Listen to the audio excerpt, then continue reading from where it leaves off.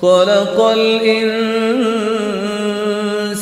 علمه البيان.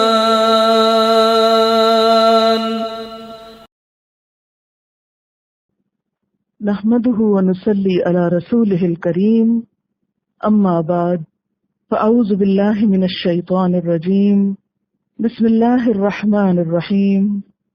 رب اشرح لي صدري ويسر لي أمري واحلل عقدة من لساني يفقهوا قولي. ترجمہ: وَلَن تَسْتَطِيعُوا، اور تم ہرگز استطاعت نہیں رکھتے، ان یہ کہ تعدلو تم عدل کرو، بین النساء عورتوں کے درمیان، ولو حرصتم اور اگرچہ تم حریص ہو یا حرص رکھو، فلا تمیلو تو نہ تم مائل ہو جاؤ، کل المیل پوری طرح مائل ہونا، فتذروہا کہ تم چھوڑ دو اس کو، کالمعلقۃ معلق کی طرح، لٹکی ہوئی کی طرح، وَإِن اور اگر، تصلحوا تم اصلاح کرو، وتتقوا اور تقوی اختیار کرو، فإن اللہ تو بے شک اللہ تعالی، کانا ہے، غفور الرحیم غفور الرحیم، وَإِن اور اگر، یتفرقا وہ دونوں الگ ہو جائیں، یغنی اللہ غنی کر دے گا اللہ، بے نیاز کر دے گا اللہ، کلن ہر ایک کو، من سعتہ اپنی وسعت سے، وکان اللہ اور ہے اللہ، واسعاً وسعت والا، حکیما حکمت والا، وللہ اور اللہ کے لیے ہے، ما فی السماوات جو آسمانوں میں ہے، وما فی الارض اور جو زمین میں ہے، وَلَقَدْ اور البتہ تحقیق، وصینا وصیت کی ہم نے، الذین ان لوگوں کو، اوتوا الکتاب جو دیے گئے کتاب، من قبلکم تم سے پہلے، وإیاکم اور تم کو بھی، ان اتقوا اللہ کہ تقوی کرو اللہ کا، وَإِن تَكْفُرُوا اور اگر تم کفر کرو گے، فَإِنَّ لِلَّهِ تو بے شک اللہ کے لیے ہے، ما فی السماوات جو آسمانوں میں ہے، وما فی الارض اور جو زمین میں ہے، وکان اللہ اور ہے اللہ تعالی، غنیًا بے نیاز، حمیدا تعریف والا، وللہ اور اللہ کے لیے ہے، ما فی السماوات وما فی الارض جو آسمانوں میں ہے اور جو زمین میں ہے، وکفی باللہ وکیلا اور کافی ہے اللہ کارساز، ان یشاء اگر وہ چاہے، یذہبکم، وہ لے جائے تم کو، ایھا الناس، اے لوگو، ویأتی، اور لے آئے، بآخرین، دوسروں کو، وکان اللہ، اور ہے اللہ تعالی، علی ذالک، اس پر، قدیرا، قادر، من کانا،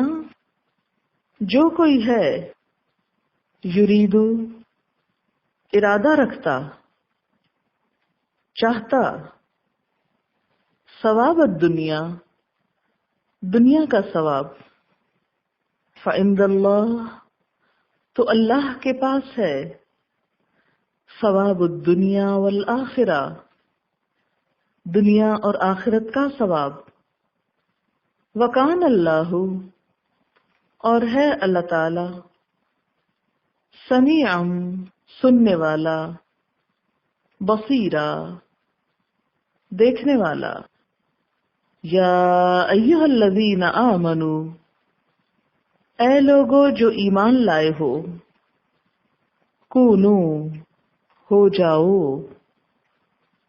قوامین، قائم رہنے والے، بالقسط، انصاف پر، شہداء، گواہی دینے والے، للہ، اللہ کے لیے، ولو، اور اگرچہ، علی انفسکم، اپنے نفسوں کے خلاف ہو، او الوالدین، یا والدین کے، والاقربین، اور رشتہ داروں کے، ان یکن، اگر وہ ہوں گے، غنیًا، مالدار، او فقیراً، یا محتاج، فاللہ، تو اللہ تعالی، اولا، زیادہ خیر خواہ ہے، بہما، ان دونوں کا،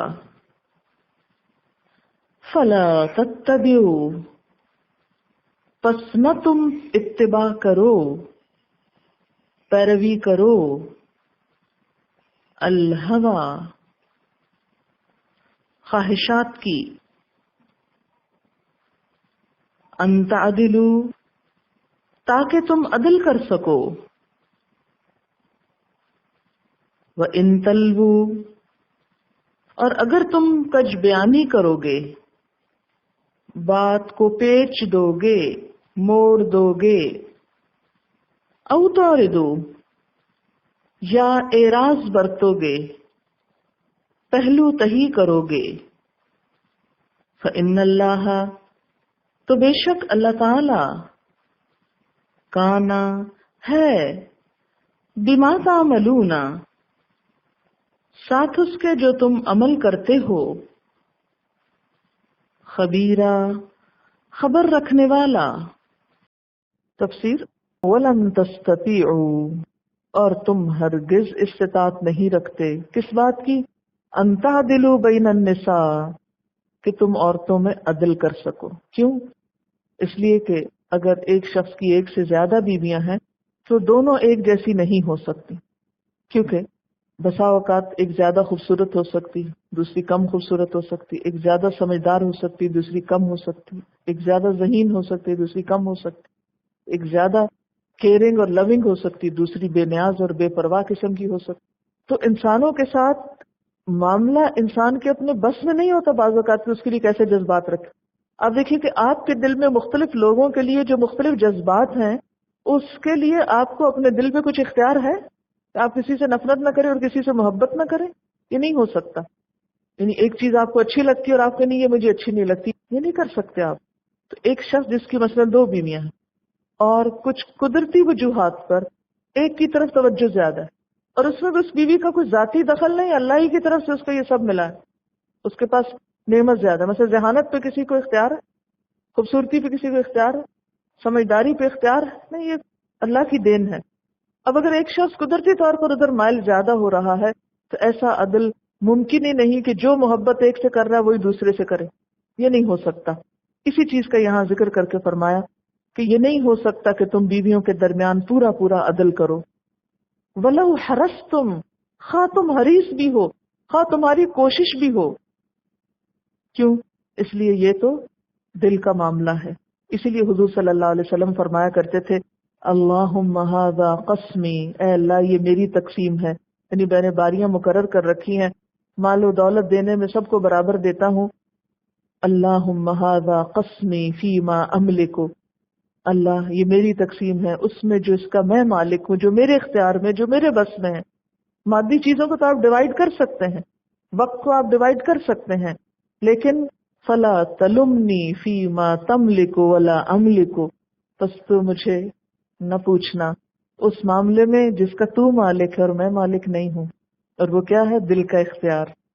کیونکہ آپ صلی اللہ علیہ وسلم حضرت عائشہ رضی اللہ تعالی عنہا سے زیادہ محبت کرتے تھے۔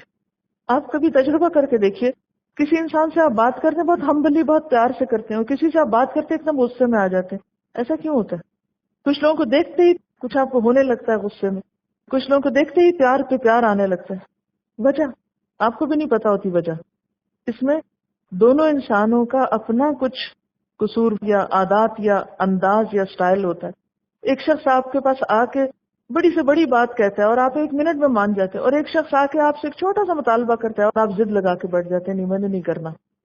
بچوں کے معاملے میں آپ دیکھ لیں، مختلف بچوں کے ساتھ آپ کا معاملہ مختلف ہوتا ہے، ان کے ساتھ آپ کی اٹیچمنٹ یا ان کے ساتھ آپ کی روش مختلف ہوتی ہے۔ تو یہ انسانی جذبات کا معاملہ اور نفسیات کا معاملہ انسان دنیا میں حل ہی نہیں کر سکتا۔ عجیب چیز ہے انسان کہ جو ناقابل فہم معمہ ہے۔ اس لیے انسان کو ایسی مشقت میں نہیں ڈالا گیا جو وہ سمجھ نہیں پاتا۔ فرمایا یہ نہیں ہو سکتا کہ تم پورا پورا عدل کرو۔ فلا تمیلوا کل المیل، اگر تم نہیں بھی کر سکتے تو ایک کی طرف پوری طرح نہ جھک جاؤ۔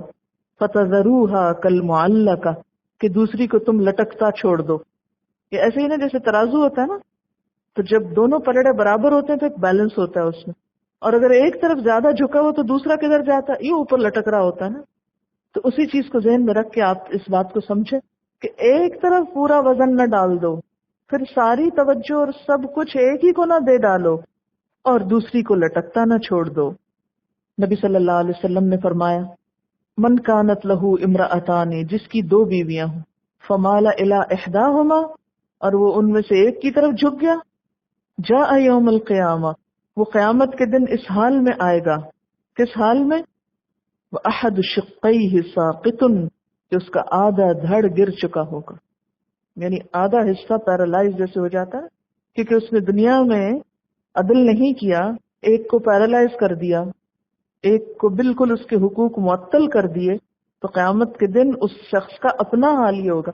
اچھا ایک بات آپ قرآن و سنت کو پڑھتے ہوئے دیکھیں گے کہ بہت سی جو سزائیں آخرت کی بتائی گئی ہیں، ان سزاؤں میں اور انسان کے دنیا کے اعمال میں ایک بڑی مماثلت ہے۔ جو یہود کو دنیا میں مسخ کی سزا دی گئی، ان کو بندر بنایا گیا، تو چونکہ انہوں نے اللہ کے قانون کو بگاڑا، اللہ نے ان کی شکلیں بگاڑ دی، اور اس بگاڑ میں بھی ان کو کتا کیوں نہیں بنایا، بندر کیوں بنایا، اس میں بھی پھر ایک حکمت ہے۔ تو انسان کے جیسے اعمال ہوتے ہیں ویسے ہی چہرے کے تاثرات ہو جاتے ہیں، ویسے ہی اس کے انداز اور سٹائل ہوتے ہیں۔ انسان کی غذا، اس کا میل ملاپ، اس کی کمپنی اس پر اثر انداز ہوتی ہے۔ جن دوستوں میں آپ بیٹھتے ہیں ویسے ہی سوچیں آپ کی ہو جاتی ہیں، ویسا ہی رنگ آپ پہ چڑھنے لگتا ہے، سٹائل آپ کی گفتگو کا ویسا ہی ہونے لگتا ہے، غیر محسوس طریقے سے انسان اس اثر کو قبول کرتا ہے۔ تو ایسے ہی سٹائل کے ساتھ جب انسان آخرت میں جائے گا تو وہاں بھی ویسا ہی معاملہ دیکھے گا۔ اسی لیے کہتے ہیں نا کہ جنت و جہنم کچھ نہیں، صاف میدان ہے، جو کرو گے وہی وہاں دکھے گا۔ تو یہ شخص بھی ایک اپنا دھڑ گرایا ہوا جائے گا۔ اسی طرح حضرت عائشہ فرماتی ہے کہ حضور صلی اللہ علیہ وسلم کا دستور یہ تھا کہ عصر کے بعد اپنی تمام بیویوں کے ہاں جایا کرتے تھے۔ حضرت عائشہ فرماتی ہے کہ جب آپ مرض الموت میں بیمار ہوئے اور بیماری شدت اختیار کر گئی تو آپ نے باقی بیویوں سے اجازت لی کہ آپ کی تیمارداری میرے گھر کی جائے، تو تمام بیویوں نے آپ کو اجازت دی۔ حالانکہ قرآن پاک میں اللہ تعالیٰ نے حضور صلی اللہ علیہ وسلم کو اس سے ایگزمپٹ کر دیا تھا کہ آپ پر کچھ پوچھ نہیں کہ چاہے آپ عدل کریں یا نہ کریں، کیونکہ اس کے باوجود آپ نے عدل کیا۔ پھر فرمایا وَإِن تُصْلِحُوا وَتَتَّقُوا، اگر تم اصلاح کرو گے اور تقوی اختیار کرو گے، فَإِنَّ اللَّهَ كَانَ غَفُورًا رَحِيمًا، تو بے شک اللہ تعالیٰ بھی غفور الرحیم ہے۔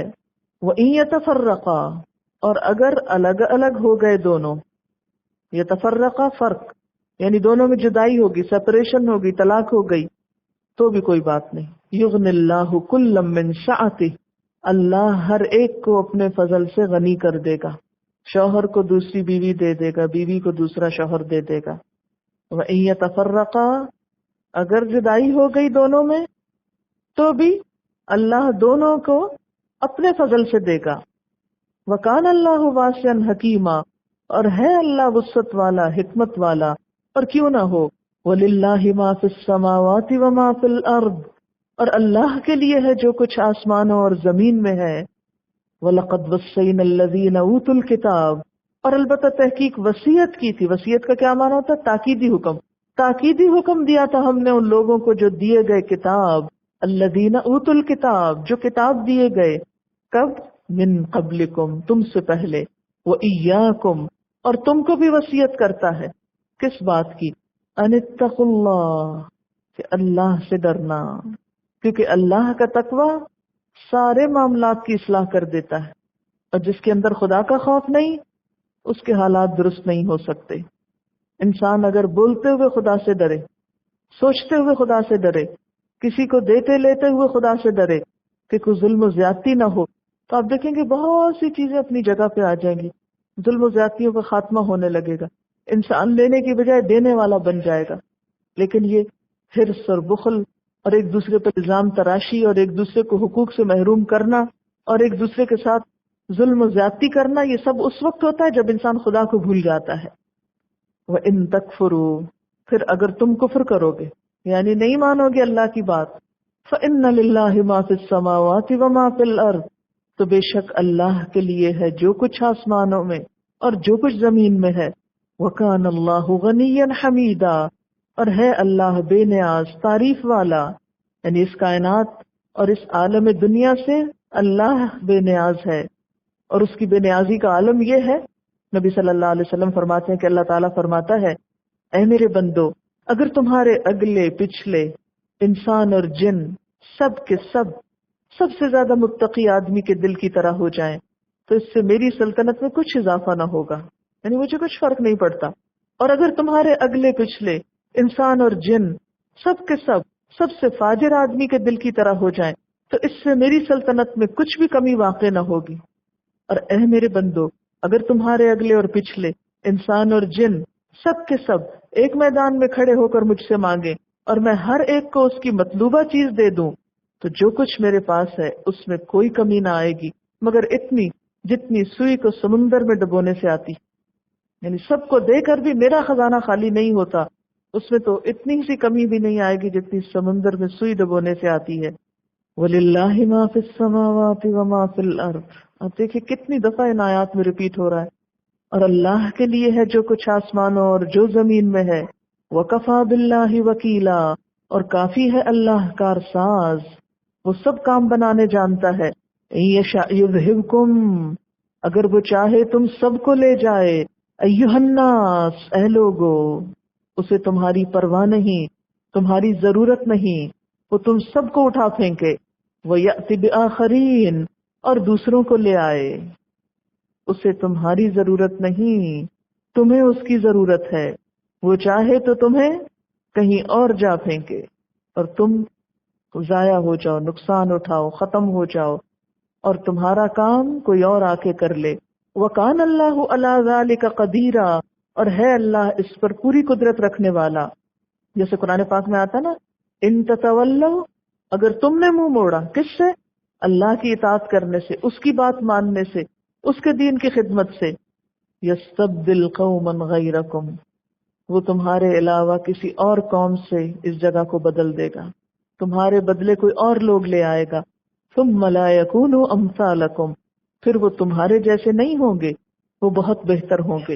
یہ بالکل ایسے ہی نا جیسے کوئی شوہر کہے اپنی بیوی سے، اگر تم نہیں باز آؤ گی اس چیز سے تو میں تمہاری جگہ کوئی اور شادی کر لوں گا، پھر وہ تم جیسی نہ ہوگی۔ تو آپ ذرا اس بات کو محسوس کریں کہ اس بات کی تو حمیت اور غیرت پہ انسان جل جاتا ہے، میری جگہ کوئی اور آ جائے، کوئی اور یہ کام کر لے، نہیں میں ہی کروں گی۔ پہلے انسان اکڑتا بگڑتا نا، اچھا میں نہیں کروں گا تو کچھ بھی نہیں ہوگا۔ عام طور پہ ہمارا انداز یہی ہوتا ہے نا، میں نے نہیں کیا تو یہ کام ہونے کا نہیں، زبان سے نہ بھی کہے تو عمل سے ظاہر کرتے ہیں۔ لیکن اللہ تعالیٰ کو کوئی پرواہ نہیں، وہ ہمیں اٹھا کے کسی اور سے یہ سب کچھ کرا سکتا ہے۔ یہ ہماری بھلائی اور ہم پہ احسان ہے، ہمارے لیے ایک نعمت ہے کہ اس نے ہمیں موقع دیا کہ ہم یہ کام کریں۔ آپ سب جانتے ہیں کہ مسلمانوں نے جب بھی اپنے علمی سرمایہ کی قدر نہیں کی، جب بھی دین کی خدمت نہیں کی، تو کیا ہوا؟ سب ملیا میٹ کر دیے گئے، ختم کر دیے۔ بغداد میں دیکھیں کیا ہوا، ہلاکو خان نے کیا کیا، اسپین میں کیا ہوا، اور آج آپ دیکھیں کیا ہو رہا ہے۔ اس کو پرواہ نہیں کہ کوئی لا الہ الا اللہ پڑھ رہا ہے، وہ تو دیکھتا ہی ہے کہ تم کر کیا رہے ہو۔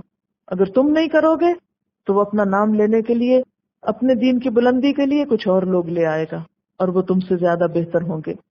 وَكَانَ اللَّهُ عَلَى ذَلِكَ قَدِيرًا، اور ہے اللہ اس پر قدرت رکھنے والا۔ مَنْ كَانَ يُرِيدُ ثَوَابَ الدُّنْيَا، جو دنیا کا ثواب چاہتا ہے، دنیا میں ریوارڈ چاہتا ہے، جلدی بدلہ چاہتا ہے، تو وہ سوچ لے فَعِندَ اللَّهِ ثَوَابُ الدُّنْيَا وَالْآخِرَةِ، اللہ کے پاس تو دنیا اور آخرت دونوں کا ثواب ہے۔ بولو کیا چاہیے؟ دنیا ہی چاہیے تو یہی لے کے ختم ہو جائے گی، وہاں کے لیے کچھ نہیں بچے گا۔ وَكَانَ اللَّهُ سَمِيعًا بَصِيرًا، اور ہے اللہ سننے والا، دیکھنے والا۔ اور ویسے بھی آپ دیکھیں نا، اللہ کے پاس تو دونوں ہیں، تو پھر صرف ایک کیوں لیتے ہیں؟ اگر کسی کے پاس دو چیزیں تو کہے یہ دو ہیں، کیا چاہیے؟ اور آپ کو نہیں بس یہ چھوٹی والی دے دیں، اور بڑی والی کیوں چھوڑ رہے ہیں؟ دونوں ہی لے لیں۔ اسی لیے تو سکھایا گیا ربنا آتنا فی الدنیا حسنۃ وفی الآخرۃ حسنۃ وقنا عذاب النار۔ یا ایھا الذین آمنوا، اے لوگو جو ایمان لائے ہو، انصاف کے علم بردار اور خدا واسطے کے گواہ بنو، اگرچہ تمہارے انصاف اور تمہاری گواہی کی زد خود تمہاری اپنی ذات پر یا والدین اور رشتہ داروں پر ہی کیوں نہ پڑتی ہو۔ یہاں پر لفظ قوامین استعمال ہوا ہے جو قوام کی جمع ہے، روٹ وہی قاف واو میم ہے، قائم سے مبالغہ کا صیغہ ہے، اور اس کے بعد اگر صلہ یعنی پریپوزیشن بے آئے تو معنی ہوتا ہے نگہداشت کرنا۔ پیچھے جب آپ نے قوام کا لفظ پڑھا تو اس کا صلہ الا پڑھا، الرجال قوامون علی النساء، وہاں قوامون تھا، یہاں قوامین تھا، مطلب ایک ہی ہے لیکن تھوڑی سی شکل بدلی ہوئی ہے زبر زیر کی وجہ سے۔ وہاں صلہ الا ہے، یہاں بے ہے، تو اس کا معنی ہوتا ہے نگہداشت کرنا، کسی چیز کے تحفظ کے لیے آمادہ اور تیار رہنا، کسی چیز کی حفاظت کے لیے تیار رہنا۔ اور قسط کا معنی ہوتا ہے کسی کو اس کا حق پورا پورا ادا کرنا۔ اس کا بنیادی معنی ہوتا ہے ظلم سے بچنا، اس لحاظ سے اس کا معنی انصاف کرنا لیا جاتا ہے۔ لیکن عدل یا انصاف میں صرف ظاہری طور پر انصاف مراد ہوتا ہے، قسط اس سے زیادہ گہرا لفظ ہے، یعنی عدل اور قسط میں فرق ہے۔ قسط میں دنیاوی معاملات، گھر کے معاملات، آپس کے تعلقات، لین دین، اپنے اور بیگانے، کافر اور مومن، ہر ایک سے انصاف کا حکم ہے۔ قسط کا تعلق صرف عدالت سے نہیں بلکہ اس کا اطلاق عام حالات اور معاملات پر ہوتا ہے، زندگی کے ہر شعبے سے اس کا تعلق ہے۔ مراد اس سے یہ ہے کہ ہر صاحب حق کو اس کا حق دیا جائے۔ یا ایھا الذین آمنوا، اے لوگو جو ایمان لائے ہو، کونوا قوامین بالقسط، ہو جاؤ نگہداشت کرنے والے، کھڑے ہونے والے، قائم کرنے والے انصاف کو، عدل کو نہیں، قسط کو، یعنی ہر معاملے میں انصاف سے کام لو، گویا ہر صاحب حق کو اس کا حق دیا کرو۔ زندگی میں بارہا ایسے اوقات آتے ہیں، ایسے معاملات آتے ہیں کہ انسان کے سامنے دو راستے ہوتے ہیں۔ ایک راستہ اپنی مرضی اور اپنی خواہشات کے مطابق ہوتا ہے، اپنے مفاد کے حصول کا ہوتا ہے جبکہ دوسرا حق اور انصاف کا ہو۔ آپ اگر غور کریں تو آپ دیکھیں گے کہ ہر وقت آپ کوئی نہ کوئی ڈیسیژن لے رہے ہوتے ہیں۔ وہ جو لمحہ ہوتا ہے جو ایک دن میں 1000 بار بھی ہو سکتا ہے، اس میں انسان صرف اپنی خواہش، اپنی مرضی، اپنی خوشی نہ دیکھے، بلکہ یہ دیکھے کہ اس وقت مجھے کس کو کیا حق دینا چاہیے، کس چیز کو کس لیے اختیار کرنا ہے تاکہ اللہ کی رضا پاؤں۔ تو یہ جو قسط ہے یہ انسان کو ایک بیلنسڈ پرسنالٹی بناتا ہے۔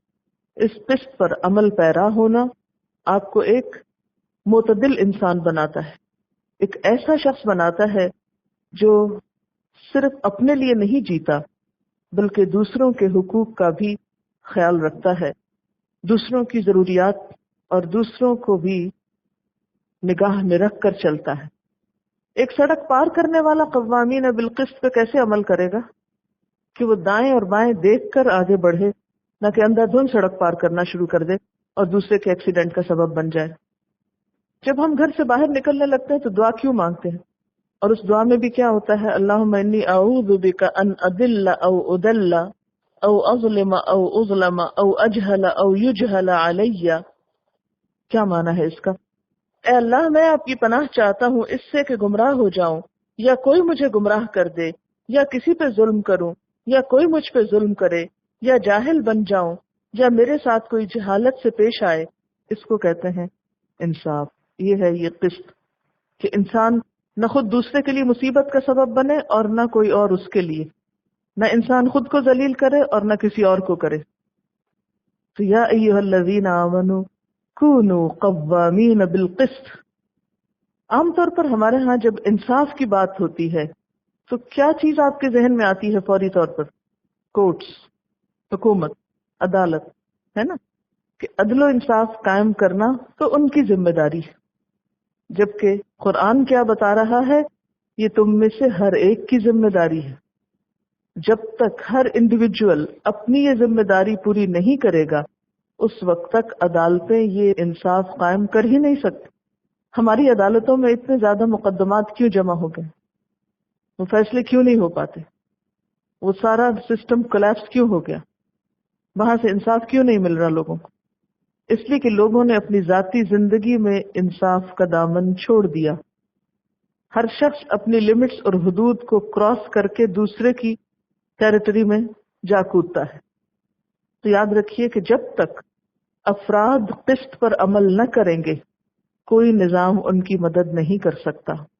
ہم عموماً مثالیں دیتے ہیں نا کہ وہ ویسٹ میں ایسے ہو رہا ہے، تو بات یہ ہے کہ وہاں کچھ سیلف ڈسپلن نام کی چیز بھی ہے۔ جس طرح ٹریفک کے قوانین کی پابندی وہاں ہوتی ہے، اس کو اپنے سے کمپیئر کر کے دیکھ لیجئے۔ ظاہر ہے کہ جب یہاں پر وہ پابندی ہی نہیں ہے، افراد قسط پر عمل نہیں کر رہے، تو ایک دن میں جرائم کی تعداد کتنی زیادہ ہوگی؟ اس کے لیے آپ ہزاروں عدالتیں بھی بنا لیں لیکن عدل و انصاف پھر بھی نہیں ہو سکے گا۔ نظام چل ہی نہیں سکتا جب تک افراد کی تربیت نہ ہو۔ اس قسط کی تعلیم انسان کو ماں کی گود سے ملتی کہ جب ایک چھوٹا بچہ اپنے ہی بہن بھائیوں پر ظلم کرنے لگتا ہے یا دوسرے کا حق مارنے لگتا ہے تو ماں کا فرض بنتا ہے کہ وہ اب کسی لاڈ پیار میں اسے ایسا نہ کرنے دے، بلکہ آسن طریقے سے اسے انصاف پر لائے، اسے ظلم کرنے والا نہ بنائے۔ ہمارے ہاں تربیت کرتے وقت کچھ بچوں سے، مثلا لڑکوں سے بے جا لاڈ پیار ہوتا ہے، جس کے نتیجے میں وہ عادی ہو جاتے ہیں بہنوں کا حق مارنے کے، بڑے ہو کر بھی وہ ان کو حق نہیں دیتے تھے، اور پھر وہی جب باہر کی دنیا میں جاتے ہیں تو اور لوگوں کو ان کا حق نہیں دیتے۔ تو یاد رکھیے کہ عدل و انصاف قائم کرنا صرف حکومت اور عدالت ہی کا ذمہ نہیں، بلکہ اس کی ابتدا افراد سے ہوگی، اور ہر فرد ہے ملت کے مقدر کا ستارہ۔ فرد قائم ربط ملت سے ہے، تنہا کچھ نہیں، موج ہے دریا میں بیرون دریا کچھ نہیں۔ جب تک ہر شخص دوسرے سے تعاون نہیں کرے گا اس وقت تک عدل قائم نہیں ہو سکتا۔ اور پھر صرف ایک شخص کے عدل پہ قائم رہنے سے بات نہیں بنتی۔ آپ ہزار کسی سے اچھا سلوک کریں، جب آپ کو اچھا سلوک نہیں ملے گا تو آپ کب تک اس پہ قائم رہ سکتے ہیں؟ پھر ہر شخص عافیت اس میں ڈھونڈتا ہے کہ وہ بھی زیادتی اور ظلم کر کے اپنا حق چھینے. یاد رکھیے کہ حق چھیننے سے نہیں ملا کرتا، پھر دینے سے ملا کرتا ہے. تو اسلام ہر ایک کو حق ادا کرنے والا بنانا چاہتا ہے. اور جب سے یہ تصور عام ہوا ہے کہ حکومت انصاف کرے اور صرف اسی کا کام ہے، تو اس سے کیا ہوا ہے، حکومت اور افراد جو ہیں وہ آپس میں ان کے ایک رفٹ آ گئی. حکومت افراد پہ اعتماد نہیں کر رہی، افراد حکومت پہ اعتماد نہیں کرتے، اور اس طرح دونوں ایک دوسرے کے ساتھ تعاون نہیں کرتے. جب تعاون نہیں ہوتا تو نتیجہ کیا نکلتا ہے کہ قانون معطل ہو کے رہ جاتا ہے. قانون بنے رہتے، بڑی بڑی کتابیں بھری ہوئی ہیں قانون کی، عدالتیں قائم ہیں، لیکن عام روزمرہ زندگی میں دیکھیں کہ کتنے ہی افراد انصاف سے محروم ہیں. اسی لیے آپ دیکھیں کہ پیچھے آپ نے پڑھا کہ اگر میاں بیوی کے درمیان جھگڑا ہو جائے تو دونوں کیا کریں، آپس میں سلجھانے کی کوشش کریں، دونوں کو ان کی ذمہ داریاں بتائیں، ایک دوسرے کے ساتھ تعاون اور کوآپریشن کرنا بتائیں. اگر نہیں کر پائیں تو کیا کریں، فوراً عدالت میں چلے جائیں. یہ حکم دیا گیا نہیں، خاندان ہی کے اندر سلجھانے کی کوشش کریں تاکہ عدالتوں پہ بوجھ کم پڑے. اور اگر خاندان نہیں سلجھا سکتے تو قاضی کی ضرورت پڑے گی، اور پھر وہ ریئر کیسز میں ہوگا. بہت سے جھگڑے وہاں پہنچنے سے پہلے ہی گھر میں سلجھ جائیں گے. آپ دیکھیں کہ دور نبوی میں باقاعدہ وکیل نام کا کوئی پیشہ بھی نہیں تھا. خیر ہر دور میں ضرورت تو اس کی رہتی ہے، لیکن اگر دیکھا جائے تو قتل اور زنا اور چوری کے بڑے مقدمات کے علاوہ جو دیوانی اور خاندانی مقدمات ہیں ان کی بھرمار ہو گئی. بیوی کو شوہر سے تھوڑی سی شکایت ہوئی، نہیں بتایا بہن بھائی کو، نہیں بتایا کسی اور کو، انہوں نے تو سننا ہی نہیں، وہ جاتی سیدھی عدالت. اور پھر آپ دیکھیں کہ جب چھوٹے چھوٹے جھگڑوں پر شوہر اور بیوی بڑی عدالت میں رسوا کرتے ہیں ایک دوسرے کو، تو ان کے درمیان کبھی پیچ اپ نہیں ہو سکتی. پھر خلیجیں بڑھ جاتی، فسادات کی ایک انتہا ہو جاتی، اور پھر وہ رفٹ بڑھتے بڑھتے بسا اوقات اتنی بدمزگیاں پیدا کر دیتی ہے کہ اس کے ازالے کی کوئی صورت نظر نہیں آتی. خاندان اور رشتہ دار آپس میں ہمیشہ کے لیے ایک دوسرے سے کٹ کے رہ جاتے ہیں. لیکن ہم یہ سب کچھ دیکھ رہے ہیں اور ہم نے کبھی بھی اس کی اصلاح کی کوشش نہیں کی. کیوں نہیں کی؟ اس لیے کہ لوگوں کے ذہن کو تیار ہی نہیں کیا کہ اللہ تعالیٰ کا حکم کیا ہے. جب تک آپ قربانی کرنا نہیں سیکھتے اور دینے والے نہیں بنتے، کیونکہ اسلام کا تو سارا مزاج ہی دینے والا ہے. اور پھر آپ دیکھیں کہ مظلوم کا ساتھ اس کو ظلم کرنا سکھا کے نہیں ہوتا، یعنی مظلوم کا ساتھ اس طرح نہیں ہو سکتا کہ آپ اس کو ظلم کرنا سکھائیں. حقوق کی تعلیم بہت عام ہو گئی، عورتوں کا حق کیا ہے، بچوں کا کیا ہے، بلی کتوں کا کیا ہے، لیکن فرائض کس کے کیا ہیں وہ کوئی نہیں بتا رہا. تو قسط قاف کی زیر سے اس کا معنی کیا ہوا؟ عدل و انصاف. اور عدل و انصاف کی حقیقت کیا ہوئی؟ کہ ہر صاحب حق کو اس کا حق دیا جائے، اور اس حق میں اللہ تعالیٰ کی ذات بھی ہے اور بندے بھی ہیں، یعنی حقوق اللہ بھی ادا کیے جائیں اور حقوق العباد بھی. وآخر دعوانا ان الحمد للہ رب العالمین. سبحانک اللہم وبحمدک اشہد ان لا الہ الا انت استغفرک واتوب الیک.